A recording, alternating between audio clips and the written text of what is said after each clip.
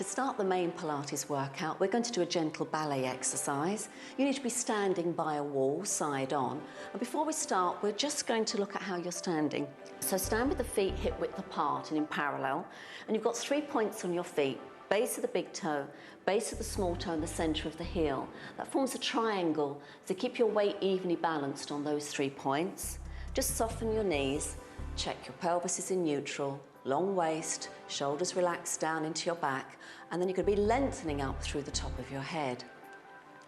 Now, I want you to bear in mind with this exercise that your body's got 3 main weights, your head, your rib cage and your pelvis. And as we're going to be coming up and down like this, I want you to keep them stacked one on top of the other. So place your hand now on the wall, just a little in front of you, and then you're now going to come into a position where you're turned out with the legs from the hips, in a first position, as they would call it in ballet. Now, to do that, make sure the whole leg turns out from the hip itself. And to do that, you want to use these muscles deep in your buttocks, your wraparound muscles. Make sure that you're zipping and hollowing the whole time you're doing the exercise. Take a breath in. As you breathe out, you're going to come up onto your toes. Take a breath in at the top. As you breathe out, imagine you're leaving your head up here and lower your heels back down away from the top of your head. Slowly lengthening. Imagine you're being pulled in 2 directions. Take a breath in. On the out breath, you're going to bend your knees. Make sure the knees go directly, and just let's have a look for the first one, over the middle of your feet, so over your second toe. And this is where you've got to think, don't stick your bottom out or tuck it under. And then draw up through the inner thighs on your next out breath to come to standing again.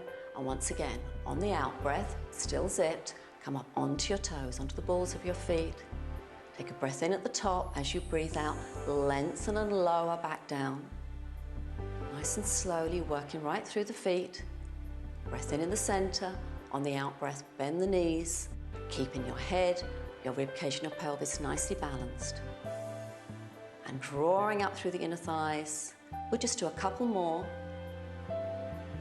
Breathing in when you're up, and then lengthen, lengthen, lengthen, up and down.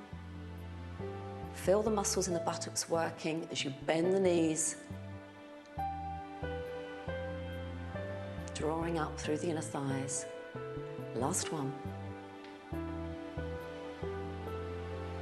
On the out breath, coming back down. In breath. Out breath to bend the knees, and then drawing up. Bring the feet into parallel and relax. With this next exercise, we're going to start to work the upper body. So turn now to face the wall and place your hands on the wall, or just a little bit wider than shoulder width apart and in a line with your shoulders.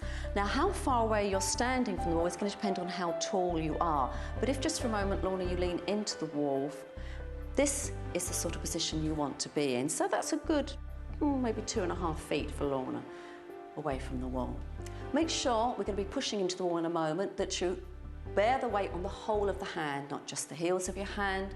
Your shoulders are going to stay down into your back. Take a breath in to prepare. As you breathe out, zip, stay zipped. And on the next out breath, you're going to now move into the wall. You're going to do a push-up against the wall, keeping your elbows in. And notice Lorna's moving as one piece, like a plank. And then breathing in as she comes out, and breathing out, she's going to push into the wall again. Breathing in as she comes out. The whole body moves as one.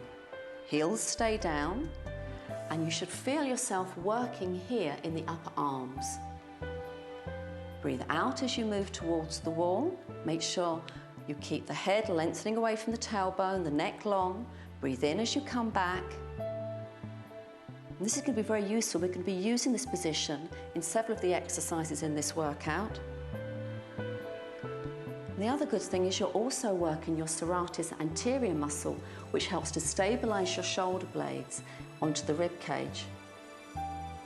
Okay, last straight push-up. And this time, stay there, Lorna. And I want you to look, we're going to do an extension with the hip here. So on the out breath, she's going to take her leg back, lengthening here. Now make sure you initiate the movement here from the back of the hamstring into the lower part of the buttock rather than from in the back, and the pelvis stays square. Breathe in and bring the leg back. And breathe out. You're still pushed into the wall, bringing the hip into extension, taking the leg behind. Think long, don't lose the plank. And breathing in as it comes back. And breathing out, take the leg behind, keep the pelvis square, open out from the front here. You should feel this bit here, you can see it working here. Don't take the leg too high, because if you do, you'll twist. And breathing in as it comes back. Last time, keep pushing into the wall, keep this working here. Keep the shoulder blades fixed onto the rib cage, keep lengthening as if you're being pulled in 2 directions. Long, long, long, long body. And coming back. And then slowly coming back up.